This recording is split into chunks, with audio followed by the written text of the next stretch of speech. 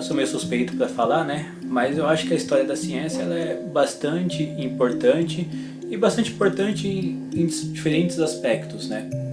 Quer dizer, um olhar histórico, em geral, é um olhar que tenta não só, às vezes, pensar sobre outra época, né? Então, quando a gente fala de história, a gente sempre pensa, então, no passado,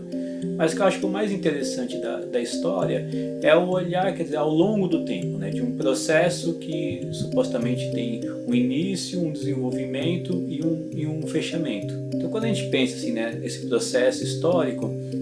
diferentes dimensões da ciência podem ser enriquecidas com esse olhar. Então, por exemplo, do ponto de vista conceitual, a ciência ela é uma área bastante técnica, a física é uma área, por exemplo, bastante matematizada e nos cursos, em geral, a gente tenta priorizar o que é bastante importante, a aprendizagem desses aspectos formais. Mas muitas vezes a gente aprende uma série de ideias que a gente não conhece muito como que elas nasceram para responder quais questões. E aí quando a gente olha para a história, muitas vezes a gente vê a gênese do conhecimento e a gente um pouco começa a entender por que às vezes um conceito ou uma definição ela é de um jeito e não de outro. Coisa que às vezes hoje não é mais uma preocupação de um cientista, mas que na época era, e por isso que o conceito foi criado de determinada maneira. Mas além disso, assim, acho que para além dos aspectos conceituais da ciência, que pode até interessar mais, por exemplo, a um estudante de graduação, tem outros aspectos que eu acho que para a população como um todo também são bem relevantes. Por exemplo, cada vez mais na literatura educacional a gente fala sobre a importância de se aprender sobre a natureza da ciência. Quer dizer, mesmo um estudante de ensino médio,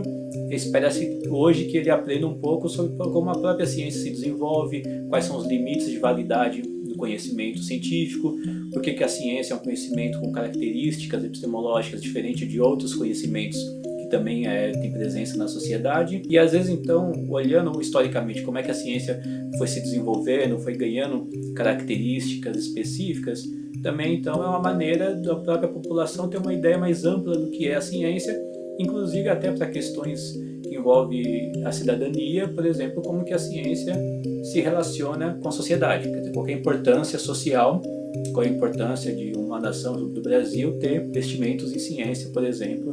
uma questão que é bastante cara a todos nós. E acho que um último aspecto que vale a pena mencionar, também pensando mais em estudantes, alunos de ensino médio, por exemplo,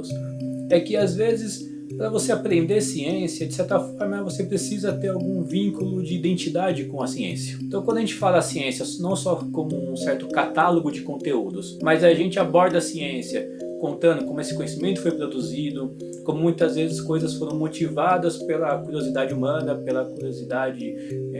de jovens mesmos, mais de homens e mulheres que queriam entender como o mundo natural quer dizer, queriam conseguir explicar as características, né, dos fenômenos naturais, isso acaba, de certa forma, humanizando a ciência. E para um jovem que está começando a aprender aqueles conteúdos, às vezes aquilo tem uma certa mensagem importante para que ele mesmo, como sujeito, queira saber mais sobre aquilo, porque aquilo é visto como parte da sua cultura, e não só, às vezes, um conjunto de conhecimentos que é restrito a uma comunidade específica, por exemplo, os cientistas. Então, acho que a história ela tem até um papel, digamos, de inclusão muito importante, e que quando a gente pensa, então, né, quer dizer, num aspecto de querer que o conhecimento seja devidamente socializado, quer dizer que a ciência não seja para poucos, mas que seja para todas as pessoas que querem conhecer isso, aí eu acho que a abordagem histórica ela se torna um elemento essencial. Se você quiser saber mais sobre as linhas de atuação do professor Ivan Gurgel, aqui embaixo na descrição você encontra um link para o currículo dele.